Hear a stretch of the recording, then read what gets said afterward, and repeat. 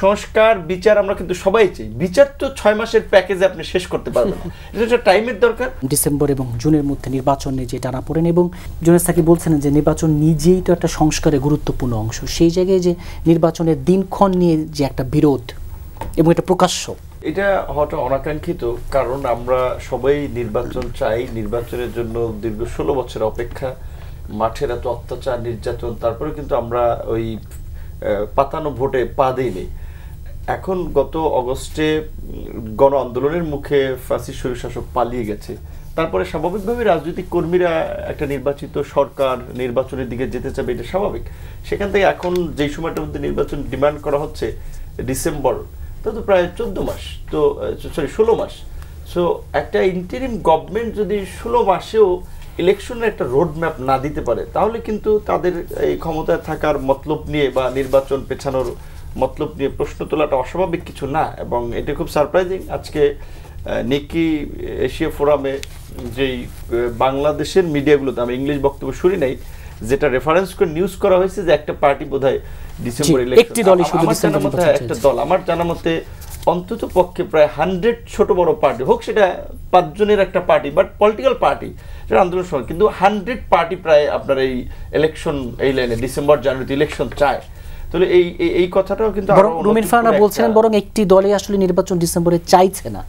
এইটা বরং রাইট কথা হতে পারে, বিকজ একটা শুরুতে নতুন পার্টি ছেলেদের তৈরি হয়েছে, ওদের রাজনীতি বুঝতে, সংগ্রহ গুছাইতে, এমনকি নিবন্ধন পাওয়ার জন্য যে কর্মযোগ্য মঞ্জু ভাইরা নিবন্ধন পেয়েছে, আমরা ওইটার জন্য 1 বছর লাগার কথা। তো তাহলে তাদের জন্য বছর আরো 2-3 বছর সময় লাগতে পারে, কিন্তু তারা নবীন আসছে, মাঠে রাজনীতি করুক, বুঝুক, তৈরি হোক, এখনই তাদের জন্য নির্বাচন পিছাই দিতে হবে, এটা কোনো যৌক্তিক বিষয় না। সেক্ষেত্রে এটা ঠিক আমরা যেটা লক্ষ্য করছি নির্বাচন, এবং সাকিবে যেটা চমৎকার কথা বলেছে যে শুরুর দিক থেকে আমরা এই বক্তব্যগুলো প্রতিনিয়ত টকশোতে বলতেছি, সংস্কার বিচার আমরা কিন্তু সবাই চাই। বিচার তো 6 মাসের প্যাকেজে আপনি শেষ করতে পারবেন না, এটা টাইমের দরকার।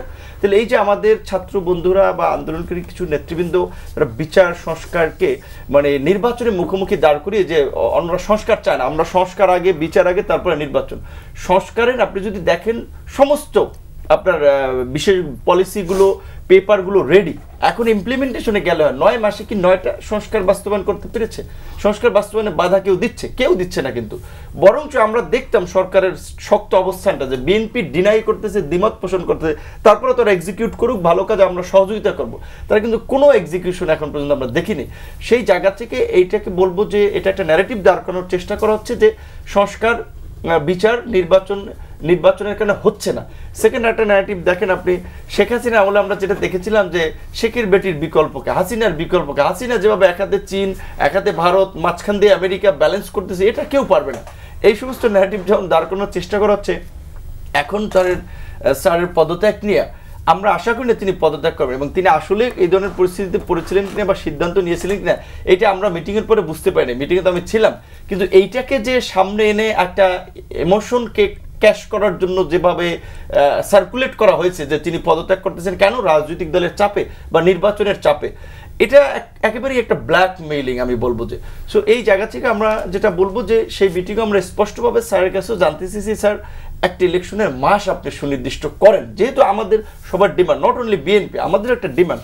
তো তারপরে কিন্তু এই এতগুলো দলের সাথে, আপনার 21টা দলের সাথে মিটিংয়ের পরে প্রেস সেক্রেটারি যে প্রেস ব্রিফিং করলো, ওইখানে নির্বাচন ওই মাস নিয়ে ওগুলোর দাঁড়িয়ে কোনো ঘোষণা নেই।